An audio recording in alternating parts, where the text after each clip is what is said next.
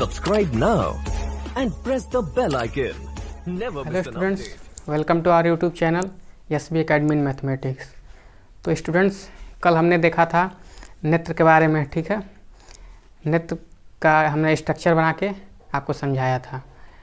उसके बाद हमने देखा था दृष्टि दोष के बारे में, ठीक। 3 प्रकार के होते थे। कल हमने देखा था कि 3 प्रकार के होते हैं दृष्टि दोष, ठीक है। और आज का हमारा टॉपिक है प्रिज्म। आज हम प्रिज्म के बारे में बात करेंगे, ठीक है। प्रिज्म से श्वेत प्रकाश का अपवर्तन, ये हमारा आज का टॉपिक है। तो हम पहले टॉपिक को यहाँ पे लिखते हैं, फिर बताते हैं।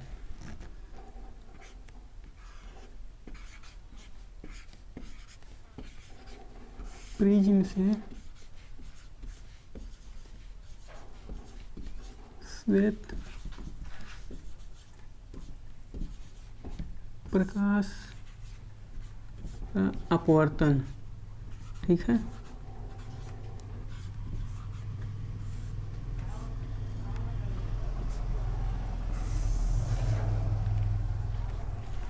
देखिए, refraction of white light, refraction of white light by prism, ठीक है।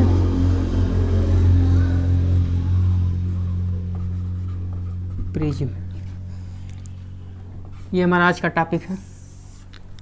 तो पहले हम आज जानेंगे कि प्रिज्म क्या होता है, ठीक है। ये प्रिज्म क्या होता है। तो प्रिज्म एक कांच से बना हुआ होता है, ठीक। एक कांच का स्लैब होता है। इसमें 3 आयताकार भाग होते हैं, ठीक है। यानी कि 3 सतह इसके जो होते हैं आयताकार होते हैं और 2 त्रिभुजाकार होते हैं, ठीक। लेकिन अगर उसको हम लोग किनारे से देखें, ठीक, कहीं प्रिज्म रखा हुआ है और उसको हम लोग बगल से देखें तो त्रिभुज के आकार का दिखता है। यानी कि जो प्रिज्म होता है वो ऐसा दिखता है, ठीक। तो आज हम लोग देखेंगे कि इससे प्रकाश का अपवर्तन कैसे होता है। यानी कि जो श्वेत प्रकाश है प्रिज्म से होकर जब पास करता है तो उसका कैसे अपवर्तन होता है, ठीक है। तो यह एक एक्टिविटी है, इसको हम लोग करके देखेंगे, ठीक। पेपर पे करके देखेंगे। तो इससे कुछ स्टेप्स हैं, उसको हम लोग बारी बारी से फॉलो करेंगे और देखेंगे कि प्रकाश कैसे प्रिज्म से होकर गुजरने के बाद अपवर्तित हो जाता है, ठीक है। तो चूँकि यह एक प्रैक्टिकल है, ठीक, एक्टिविटी है, तो सबसे पहले हम एक सफ़ेद पेज लेंगे, ठीक है। वाइट पेज लेंगे, वाइट बोर्ड पे उसको रखेंगे, ठीक। तो मान लेते हैं ये हमारा वाइट बोर्ड है, ड्राइंग बोर्ड इसको बोलते हैं, ठीक है। ड्राइंग बोर्ड है, इस पे हमने एक वाइट पेज रख दिया है, ठीक। अच्छा, इसमें हम लोग इस पर जो पेज है उसके ऊपर हम लोग प्रिज्म को रखते हैं, ठीक। तो मान लेते हैं प्रिज्म को हमने ऐसे रखा, प्रिज्म को हमने ऐसे रख दिया है, ठीक। ये हमारा A हो गया, ये B हो गया और ये C हो गया, ठीक। अच्छा, अब हम लोग क्या करेंगे, 2 पिन लेंगे, ठीक है। 2 पिन लेंगे, ठीक। और ये जो AB है, AB, ठीक है, ऐसे हम लोग इस पे लाइन ड्रा करेंगे, ठीक है। AB पर। अच्छा, और ये जो लाइन हमने ड्रा किया है, ठीक, इस पर हम कोई दो पॉइंट लेंगे, ठीक है। कोई 2 पॉइंट लेंगे।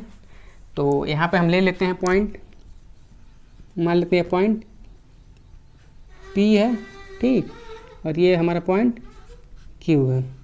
2 पॉइंट हमने ले लिया। उन दोनों पॉइंट पे हम पिन को लगा देंगे, यानी कि पिन को ऐसे लगा देंगे, P पर भी और Q पर भी, ठीक। अच्छा, अब दूसरी तरफ, एक तरफ तो हमने ऐसे कर दिया, पिन को लगा दिया है 2 पॉइंट पर, ठीक। दूसरी तरफ आके हम देखेंगे, यहाँ पर इसका इमेज देखेंगे, इमेज कहाँ बन रहा है, ठीक। तो ऊपर से हम देखते आएंगे इधर से, ठीक, ऐसे आएंगे देखते हुए, तो हम देखेंगे कि यहाँ पर, ठीक, ये दोनों जो पॉइंट हैं यहाँ पर हमने पिन लगाया है P और Q पर, ठीक, तो हम देखेंगे कि पिन का इमेज, इन दोनों पिन का इमेज इधर दिखेगा, यानी कि प्रिज्म के दूसरी तरफ, ठीक है। इधर इस Q पर जो हमने पिन लगाया है उसका इमेज यहाँ पे दिखेगा, ठीक, ऐसे दिखेगा, ठीक, और जो पॉइंट Q है यानी कि यहाँ पे हमने जो पिन लगाया है उसका इमेज यहाँ पे दिखेगा ऐसे, ठीक, ऐसे दिखेगा। अच्छा, अब हम ऐसे लाइन ड्रा करेंगे,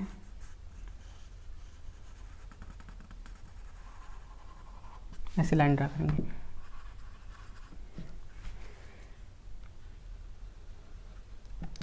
इसको मान लेते हैं हम R मान लेते हैं और इसको मान लेते हैं यस, ठीक है। यानी कि Q पर हमने जो पिन लगाया है उसका इमेज R पर बन रहा है, ठीक है, और पॉइंट P पर हमने जो पिन लगाया है उसका इमेज पॉइंट S पे बन रहा है। अच्छा, अब हम इस यहाँ पे जो हमने प्रिज्म रखा हुआ है, ठीक, ABC, इसको हटा देंगे, ठीक। सबसे पहले तो हम क्या करेंगे, जो हमने यहाँ पे प्रिज्म रखा है उसके किनारे से पेंसिल से ड्रा कर लेंगे उसका स्ट्रक्चर, ठीक है, तो त्रिभुज बनेगा यहाँ पे। उसके बाद क्या करेंगे, प्रिज्म को हटा देंगे, ठीक। अच्छा, जब हमने प्रिज्म को हटा दिया है तो ये तो हमने पेंसिल से ड्रा किया है ABC, ठीक। अच्छा, अब हम यहाँ पे मान लेते हैं पॉइंट E है, ठीक, और ये मान लेते हैं पॉइंट F है, ठीक। अच्छा, अब E और F को मिलाएंगे, E और F को मिलाएंगे जब हम, तो ऐसे मिलेगा, ठीक है, ऐसे मिलेगा E और F, ठीक। अच्छा, अब क्या करेंगे हम, चूँकि यह AB पर अपवर्तित हो रहा है एक किरण, यानी कि जो PQ किरण है वो E पर यानी कि AB पर अपवर्तित हो रहा, परावर्तित, इंसिडेंट रे है, ठीक है, आपतित किरण है ये, ठीक, आपतित हो रहा है यहाँ पे E पर आपतित हो रहा है, तो यहाँ पे आपतित होगा, यहाँ से अपवर्तन होगा, ठीक है, पॉइंट E से अपवर्तन होगा, ठीक। ये हमारा विरल माध्यम है, विरल माध्यम है, और ये जो कांच है ये हमारा सघन माध्यम है।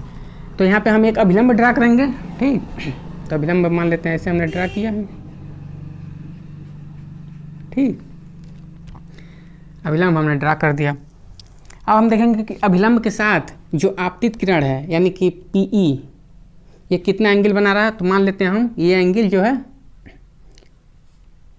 I है, ठीक है, ये एंगल क्या है, I है। अच्छा, अब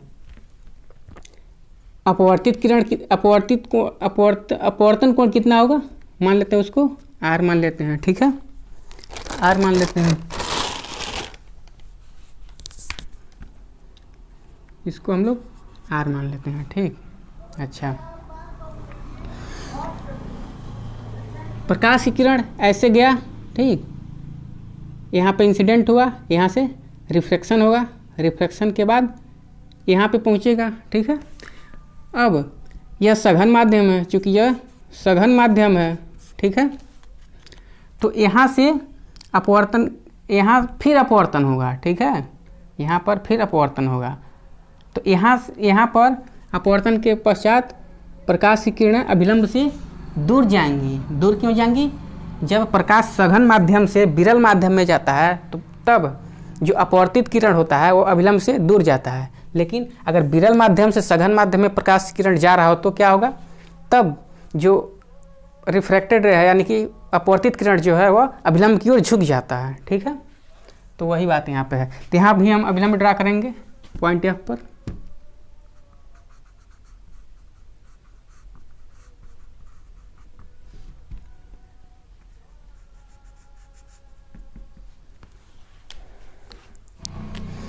तो देखिए यहाँ पर भी हम अभिलंब ड्रा करेंगे, ठीक है, ये पॉइंट हमारा F है, ठीक, तो यहाँ पर अभिलंब ड्रा करेंगे हम पॉइंट F पर, ठीक। अच्छा, तो यहाँ पे जो एंगल होगा अभिलंब के साथ, इसको मान लेते हैं हम, कुछ भी मान लीजिए, ठीक। ये I1 R1 है तो इसको I2 R2 मान लेते हैं, ठीक है। ये हमारा R2 है। तो अब आप यहाँ देखिए कि यहाँ पे अपवर्तन हो रहा है, ठीक है। अपवर्तन, ये हमारा विरल माध्यम है, ठीक, विरल माध्यम है, और ये हमारा कांच सघन माध्यम है, ठीक है। तो यहाँ पे जब प्रकाश की किरण विरल माध्यम से सघन माध्यम में आ रहा है तो अपवर्तन के पश्चात जो प्रकाश की किरण है वो अभिलंब की ओर झुक रही हैं, ठीक है, यहाँ पर। वहीं अगर यहाँ पे प्रकाश की किरण सघन माध्यम से विरल माध्यम में जा रही हैं तो यहाँ पर जो प्रकाश की किरण है अपवर्तन के पश्चात, ठीक है, अभिलंब से दूर जा रही हैं, दूर हटती जा रही हैं यहाँ पे, ठीक है। तो ये हमारा आपतित किरण हो जाएगा, आपतित किरण, ठीक। और ये जो हमारा किरण होगा वो अपवर्तित किरण होगा, ठीक है। और ये बाहर की ओर निकल जा रही हैं, ठीक है। तो इसको हम लोग निर्गत किरण कहते हैं, ठीक, निर्गत किरण। ये अपवर्तित किरण है, ठीक है। अच्छा,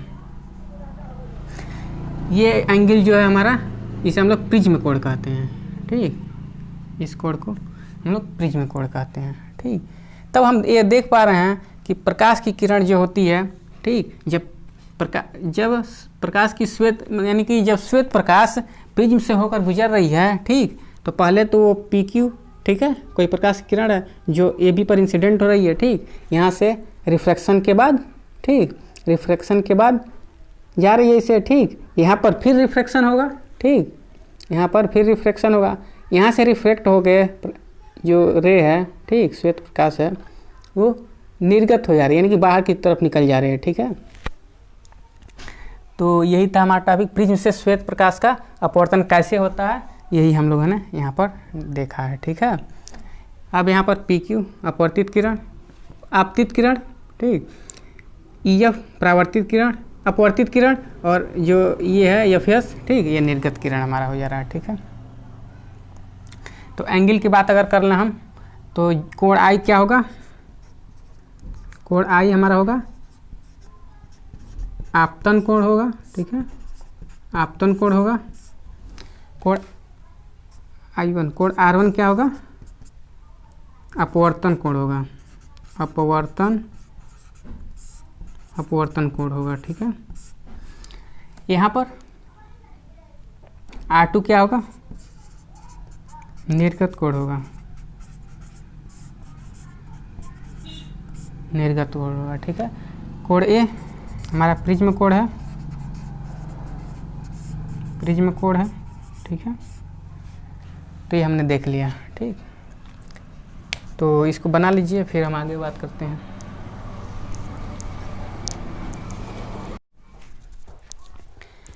तो अगला टॉपिक हमारा है कांच के प्रिज्म द्वारा श्वेत प्रकाश का विक्षेपण, ठीक है। ये हमारा अगला टॉपिक है। इसमें हम लोग ये देखेंगे कि कोई प्रिज्म होगा, ठीक है, हम प्रिज्म एक लेंगे, ठीक, उसके द्वारा जब प्रकाश पास करेगा प्रिज्म से होकर, ठीक, तो जो श्वेत प्रकाश है वो अनेक रंगों में टूट जाएगा, ठीक है, अनेक रंगों में टूट जाएगा, ठीक, उसे हम लोग विक्षेपण कहते हैं, ठीक। तो वही हम लोग देखेंगे कितने रंगों में वो विभक्त हो जाएगा जो श्वेत प्रकाश है, ठीक है। तो देखिए, ये हमारा प्रिज्म हुआ,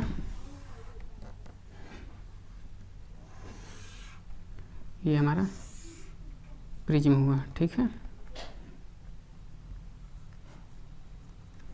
अच्छा, अब कोई श्वेत प्रकाश की किरण है, ठीक, श्वेत प्रकाश की किरण है, ऐसे जा रहा है, ठीक, ये हमारा श्वेत प्रकाश, ठीक, ऐसे जाएगा, ठीक। तो यहाँ पे अपवर्तन होगा, ठीक, इस पॉइंट पर, इस पॉइंट से अपवर्तन होगा, ठीक है। तो ऐसे जाएगा, अपवर्तन होगा, ऐसे जाएगा, ठीक है। ये हमारा पॉइंट E है, ठीक। यहाँ पर जाने के बाद जो श्वेत प्रकाश है, ठीक, वो 7 रंगों में विभक्त हो जाएगा, यानी कि जो श्वेत प्रकाश है वो 7 रंगों में टूट जाएगा।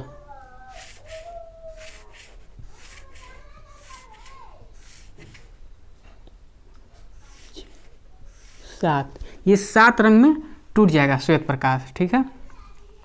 वो 7 रंग कौन कौन से होते हैं?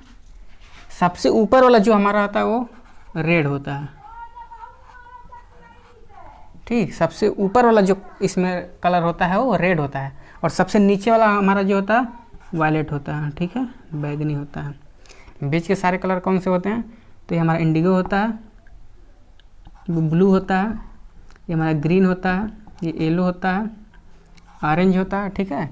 यानी कि जो सबसे ऊपर वाला कलर होता है वो रेड होता है, और सबसे नीचे वाला वायलेट होता है, ठीक। और बीच के ये सारे कलर होते हैं। ये हमारा violet, indigo, blue, green, yellow, orange and red, ये 7 कलर होते हैं, ठीक है। इसको आप लोग कीवर्ड से याद रख सकते हैं, VIBGYOR, violet, indigo, blue, green, yellow, orange, red, ठीक है। अच्छा, अब आप देखिए, जब श्वेत प्रकाश प्रिज्म से होकर गुजरा, ठीक, तो अपवर्तन के पश्चात, ठीक, यहाँ से 7 रंगों में टूट गया, ठीक, 7 रंगों में टूट गया। तो प्रकाश, श्वेत प्रकाश के इन रंगों में विभक्त होने की क्रिया को ही हम लोग विक्षेपण कहते हैं, ठीक है। ये समझ में आ गया होगा आपको, कांच के प्रिज्म द्वारा श्वेत प्रकाश का विक्षेपण कैसे होता है, ठीक। तो बना लीजिए इसको, फिर हम आगे बात कर रहे हैं।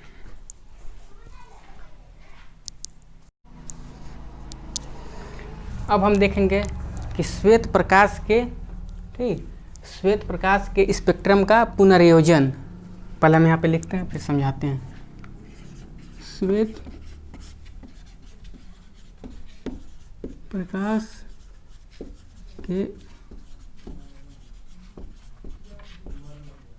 स्पेक्ट्रम का पुनर्योजन,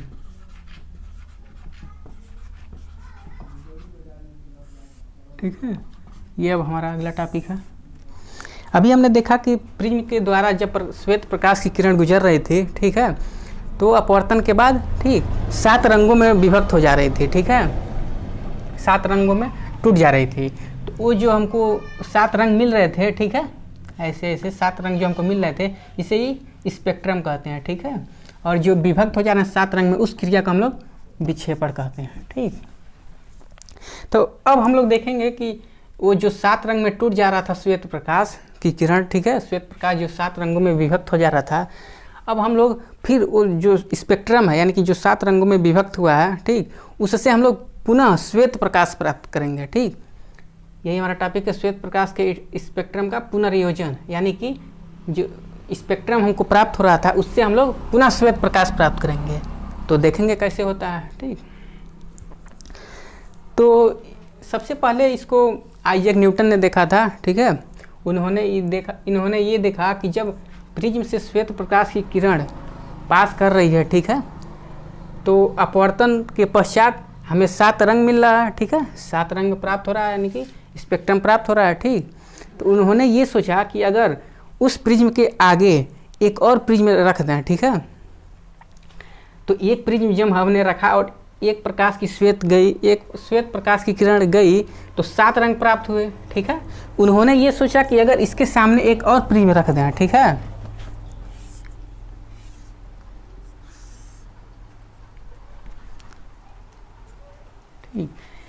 जब श्वेत प्रकाश की ये किरण ऐसे जा रही थी, ठीक है, तो यहाँ से हमको 7 कलर मिल रहे थे, ठीक है। तो उन्होंने ये सोचा कि अगर यहाँ पे एक और प्रिज्म रख दें हम, ठीक, एक और प्रिज्म रख दें ऐसे, तो क्या इन 7 से मिलेंगे 7 कलर, यानी कि प्रत्येक से 7-7 कलर फिर से मिलेंगे, यानी कि 49 कलर हो जाएगा तब, ठीक है। तो उन्होंने ये प्रैक्टिकल किया, ठीक। उन्होंने ऐसे देखा, प्रकाश की किरण, श्वेत प्रकाश की किरण गई ऐसे, ठीक है, श्वेत प्रकाश की किरण गई इस प्रिज्म से, ठीक, इस प्रिज्म से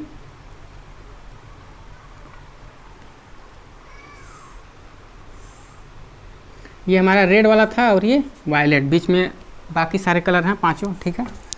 यहाँ से जाने के बाद ऐसे पुनः उन्होंने देखा कि यहाँ तो प्रत्येक 7 कलर नहीं मिल रहे हैं, बल्कि ये 7 कलर मिल के श्वेत प्रकाश दे रहे हैं, ठीक है। यानी कि जो यहाँ पे श्वेत प्रकाश जा रहा था वही पुनः प्राप्त हो जा रहा है इसे हमको, ठीक है।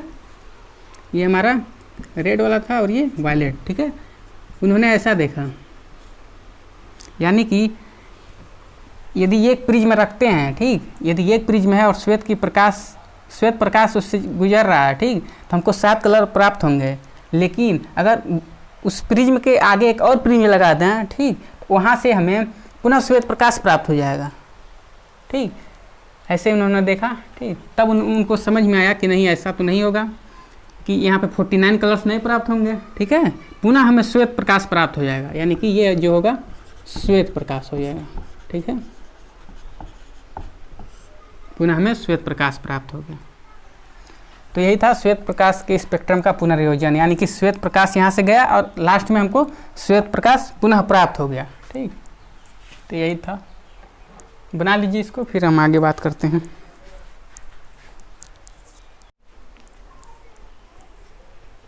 तो हमने श्वेत प्रकाश का पुनर्योजन कर लिया, ठीक है। अब हम देखेंगे कि इंद्रधनुष कैसे बनता है, ठीक है। आप सभी लोग देखते होंगे जब बारिश होती है और धूप निकलता है उस समय, ठीक, तो इंद्रधनुष बनता है, ठीक। तो आप देखते होंगे कि सूर्य अगर पश्चिम में है, ठीक है, सूर्य अगर पश्चिम दिशा में है तो इंद्रधनुष पूर्व दिशा में बनता है, ठीक है। तो उस समय आप देख रहे होंगे कि बारिश हुई रहती है, ठीक है, और धूप भी निकला रहता है, तो तभी इंद्रधनुष का निर्माण होता है।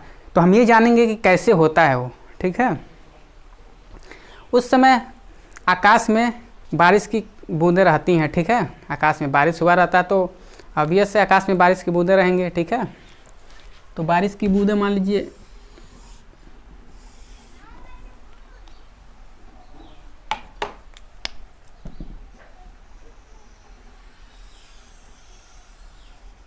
ठीक, ये मान लीजिए बारिश की बूंदें हैं, ठीक है।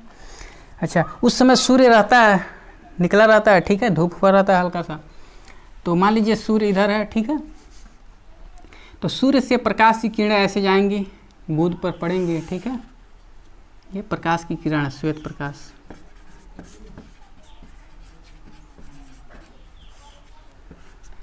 जो बारिश की बूंदें होती हैं वो प्रिज्म की तरह बिहेव करती हैं, ठीक है, प्रिज्म की तरह बिहेव करती हैं। तो यहाँ से प्रकाश की किरण, श्वेत प्रकाश की किरण ऐसे जाएगी, ठीक, इस बारिश पे पड़ेगी, तो यहाँ पे क्या होगा, रिफ्रैक्शन होगा, अपवर्तन होगा, ठीक है। यहाँ से अपवर्तन के बाद प्रकाश की किरण ऐसे जाएंगे, ठीक है, ऐसे जाएंगे। अच्छा, यहाँ भी पड़ेंगे, ठीक, तो यहाँ से भी आगे निकल सकती थी अपवर्तन के बाद, ठीक है। लेकिन ऐसा नहीं होता है। ऐसा क्यों नहीं होता है?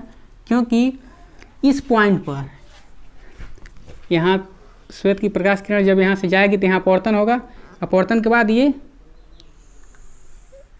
स्पेक्ट्रम हमको यहाँ पे मिलेगा, यानी कि 7 कलर जो था, ये रेड वाला था और ये वायलेट, 7 कलर यहाँ पे प्राप्त होंगे हमको, ठीक।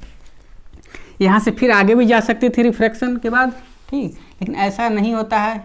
यहाँ से परावर्तित हो जाती हैं। परावर्तित क्यों हो जाती हैं? यहाँ पर जो आपतन कोण होता है, ठीक है, इस पॉइंट पर जो आपतन कोण होता है वो क्रांतिक कोण से अधिक हो जाता है, इसलिए यहाँ पर पूर्ण आंतरिक परावर्तन होता है। और पूर्ण आंतरिक परावर्तन के बाद यहाँ पर जो प्रकाश की किरण है, ठीक है, जो रंग यहाँ पे हमको प्राप्त हुआ है, ठीक, यहाँ से रिफ्लेक्ट हो जाती हैं, ना कि रिफ्रैक्ट, ठीक है। अच्छा, यहाँ पर पूर्ण आंतरिक परावर्तन हुआ तो यहाँ पर प्रकाश की किरण परावर्तित हो गई यहाँ से, ठीक है। अब यहाँ पर पड़ेंगी, ठीक, तो यहाँ पर अपवर्तित होंगी, अपवर्तित होंगी,